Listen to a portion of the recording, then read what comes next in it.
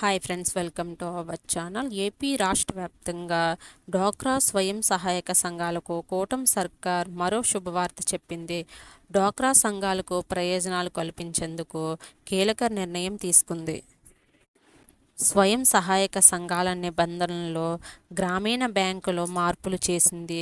కనీసం 8 మంది యాక్టివ్గా సభ్యులు ఉన్న సంఘాలకు రిపీట్ డోన్ లోన్ మంజూరు చేయనుంది.